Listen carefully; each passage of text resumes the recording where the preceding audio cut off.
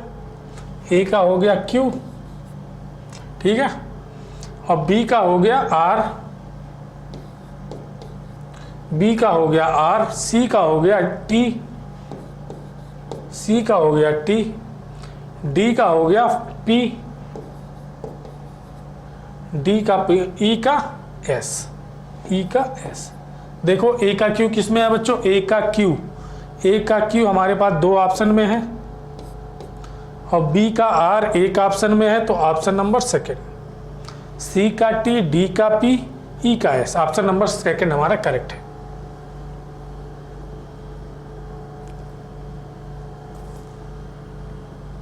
Plum pudding model या watermelon model किसने दिया था, थॉमसन ने। आगे बढ़े, 94 नंबर देखते हैं।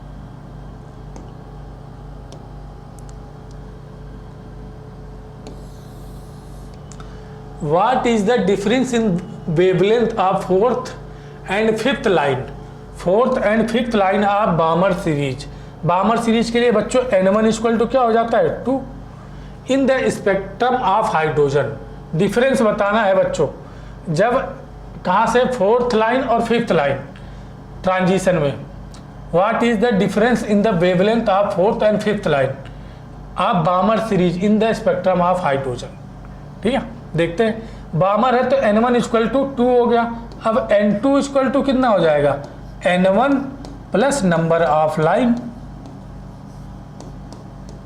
Number of line.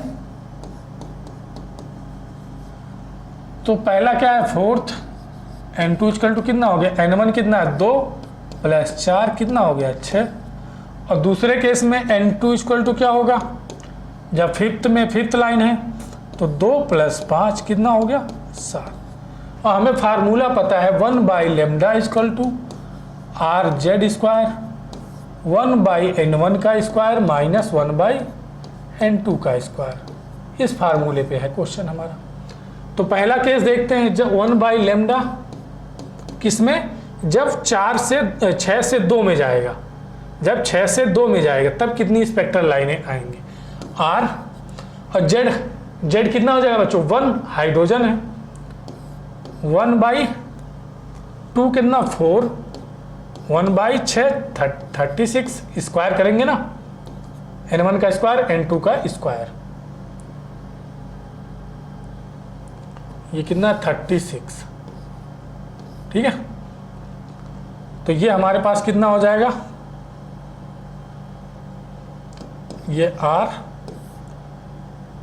36 और 4 9 36, 9 माइनस 1, 4 चौक 16, 9 चौक 36, कितना 8 बटे 36 R। ठीक है, 2 दूनी 4 और 6 चौक 36, ये हो गया 4 और 36, 36 ले लिया तो 4 9 चौक 36, तो 9 और ये 1 8, 8 बाई आर। तो ये लेमडा इक्वल टू क्या हो जाएगा, तो यहाँ से लेमडा इक्वल टू हो जाएगा हमारे पास 36 बाई 8 आर। ठीक है, ये हो जाएगा 4 दूनी 8 और 4 9 36, 9 बाई 2 आर, 9 बाई 2 आर यानी 4.5 बाई आर। पहला आ गया। अब दूसरा देखो, ऐसे ही सॉल्व करो, 1 by lambda R Z square, Z की वैल्यू 1 हो जाएगा, और ये 1 बाई 4 और 7 है 7 7 49। ठीक है बच्चों, तो ये हो जाएगा 4 इंटू 49, ये हो जाएगा 49 माइनस 4 कितना हो जाएगा 45 बाई 4 इंटू 49। कैलकुलेशन करते जाना। ठीक है, 1 बाई लेमडा इसको ये कितना हो जाएगा 4 इंटू 49 डिवाइड बाई 45 आर। ठीक है, अब ये हो जाएगा 9 चौक 36 के 6 और 4 चौक के 16, 3 19 डिवाइड बाई 45 आर। ठीक है बच्चों, 45 आर।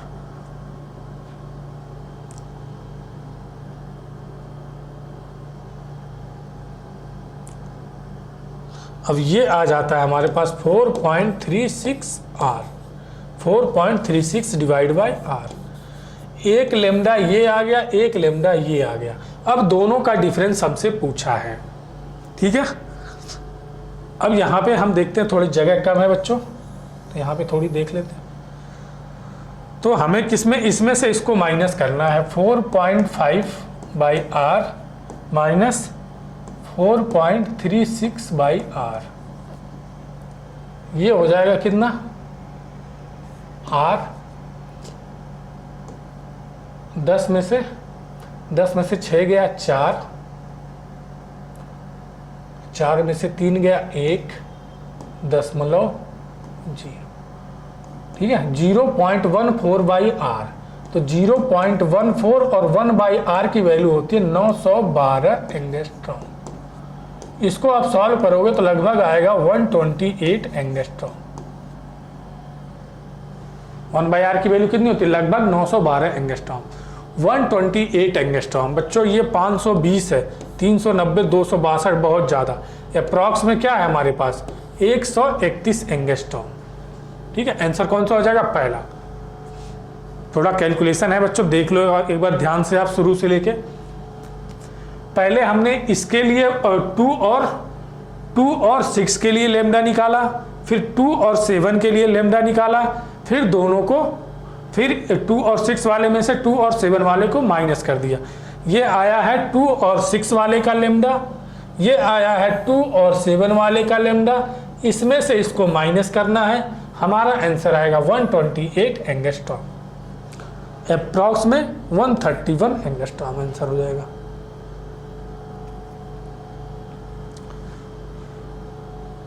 आगे बढ़े, आप चाहो तो स्क्रीनशॉट ले लो, बाद में देख लेना।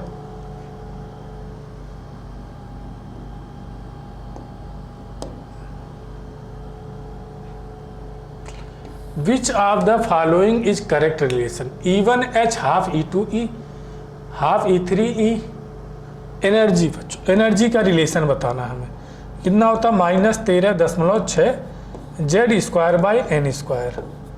कह रहा है E1H में एनर्जी कितनी होती है 13.6 इलेक्ट्रॉन वोल्ट।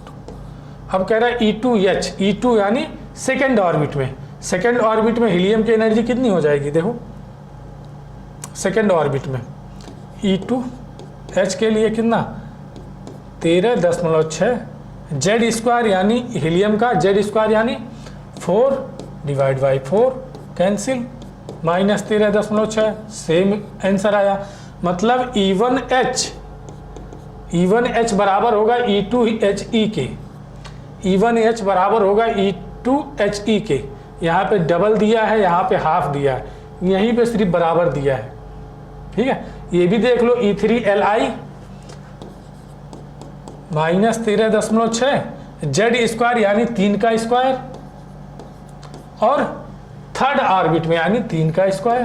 फार्मूला तो हमारा यही होता ना, N Z square by N square. ठीक है, तो यहाँ भी एनर्जी कितनी आएगी 13.6। मतलब E1H की एनर्जी बराबर होगी E2HE के बराबर होगी E3HI के बराबर होगी E3E4 क्या बेरिलियम के। ऑप्शन कौन सा हो जाएगा? सेकेंड। अच्छा क्वेश्चन है, आगे बढ़े। 96 नंबर क्वेश्चन।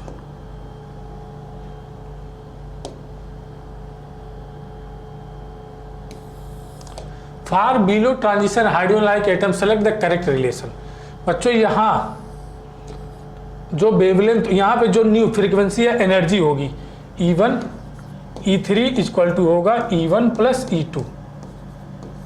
इन दोनों को जोड़ेंगे तो इसकी एनर्जी आएगी E3 equal to E1 plus E2। E3H ये क्या होगा H न्यू 3 इक्वल टू हो जाएगा H nu 1 plus H nu 2। H से H कैंसिल कर दो, nu equal to C by lambda 3 बराबर C by lambda 1 plus C by lambda 2। C से C कैंसिल, तो लेमडा 3 इक्वल टू क्या हो जाएगा lambda 1 lambda 2 divide by lambda 1 plus lambda 2। इसको सॉल्व करने के बाद ऑप्शन कौन सा हो गया? चौथा। ठीक है,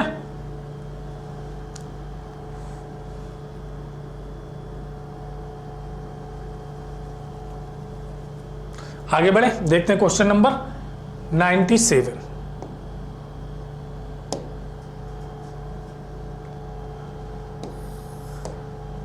select the correct statement for hydrogen like atom.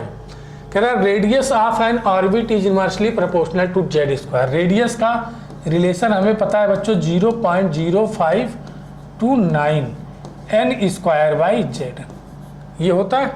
तो कह रहा है inversely proportional to Z square. Inversely proportional किसके होता है? जेड के। ये स्टेटमेंट गलत हो गया। Radius of N orbit directly proportional to Z square, ये भी स्टेटमेंट गलत है। Energy of the electron is an orbit is inversely proportional to Z. Energy का relation energy -13.6 Z square by n square. ठीक है। कह रहा है energy of an electron in orbit inversely proportional to Z, ये भी गलत हो गया, तो आंसर एक ही बचा, energy of the electron in N orbit directly proportional to Z square, ये जेड है बच्चों, जेड स्क्वायर, तो ऑप्शन कौन सा, चौथा सही हो गया। आगे बढ़े, देखते हैं 98 number question. Identify the correct statement. Energy correct बताना, energy of an electron in fourth orbit of hydrogen atom is less than electron present in fourth orbit of helium atom. कह रहा है कि फोर्थ ऑर्बिट में जो energy होगी hydrogen के लिए वह कम होगी फोर्थ ऑर्बिट में हीलियम के लिए।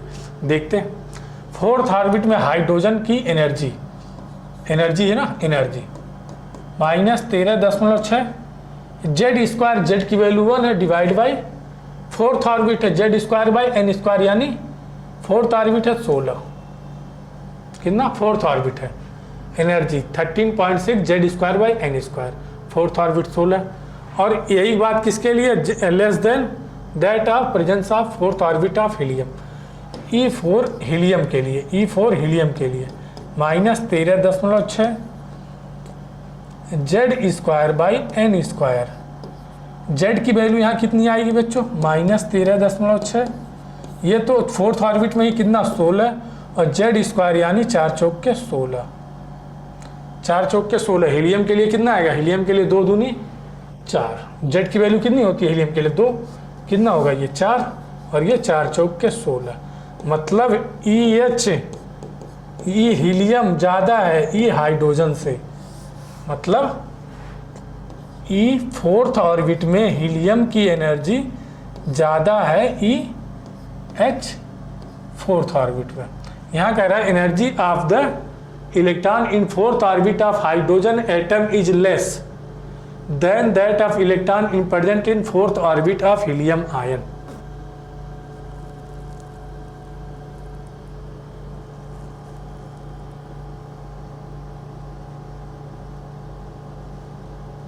ठीक है, energy is less then fourth orbit of hydrogen atom, less than that, less than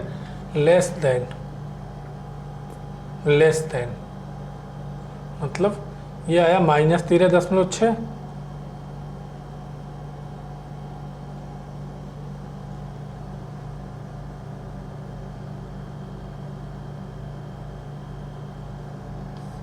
fourth orbit of helium ion. ठीक है, तो एनर्जी इसकी निकाली हमने 16 आया, 13.6 डिवाइड बाई 16, और ये माइनस का है ना, माइनस का, तो ये वैल्यू कम आएगी, मतलब ये ज़्यादा होगा, ये वैल्यू कितनी कम आएगी, माइनस में कम आएगी मतलब ज़्यादा, और ये माइनस में ज़्यादा आएगा। देखो बच्चों ये क्या है, माइनस में है, माइनस में है, माइनस में कम मतलब ज़्यादा, और माइनस में ज़्यादा मतलब कम, तो ये लेस देन नहीं ग्रेटर देन होगा, आंसर कौन सा है, ग्रेटर देन होगा, तो ये इनकरेक्ट है, ग्रेटर देन होगा। ठीक है, energy of a quantum is inversely proportional to frequency, inversely proportional to energy होता है एच न्यू, डायरेक्टली प्रोपोर्शनल होता है फ्रीक्वेंसी के। Energy of a quantum is inversely proportional to wavelength, energy equal to क्या होता है, hc/λ, तो यहाँ पे इनवर्सली प्रोपोर्शनल, ये सही है। Radius of the first orbit of helium ion, radius of the first orbit of helium ion is 0.0529, ये तो हीलियम नहीं हाइड्रोजन के लिए होता है, हीलियम के लिए radius 0.0529 n square by Z, Z की वैल्यू कितनी हो जाएगी यहाँ पे 2, तो क्या हो जाएगा कम, n equal to 1, n equal to 1 हो जाएगा, इसका आधा हो जाएगा, तो ये भी गलत है, तो ऑप्शन कौन सा, थर्ड वाला सही है हमारे पास। ठीक है, आगे बढ़े 99 नंबर क्वेश्चन देखते हैं। ये बच्चों देखो, ये निगेटिव में वैल्यू कम आएगी, निगेटिव में कम का मतलब क्या, ज़्यादा, और निगेटिव में ज़्यादा का मतलब कम। आगे बढ़े,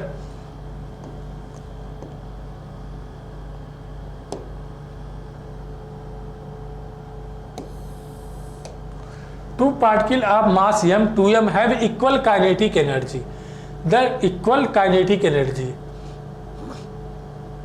the de Broglie wavelength are in the ratio lambda is equal to h by under root 2m के, ये रिलेशन हमें पता है। काइनेटिक एनर्जी सेम है, h कांस्टेंट है, दो कांस्टेंट है तो m पे डिपेंड करेगा। Lambda inversely proportional to root m, तो एक का मास m है, एक का मास 2m है, तो मान लो लैम्डा 1 m1, एक का मास क्या है m है और एक का मास कितना है रूट 2m है। ठीक है, तो इसको डिवाइड किया हमने तो ये हो जाएगा root 2m by root m। Root m से m cancel, root 2/1, root 2:1 option number चौथा, रूट 2:1 ऑप्शन नंबर चौथा।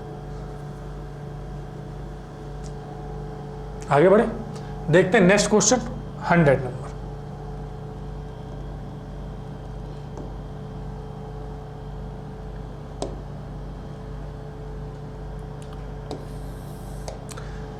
Heisenberg uncertainty principle is valid. Heisenberg का अनसर्टेनिटी प्रिंसिपल किस पार्टिकल के लिए वैलिड है?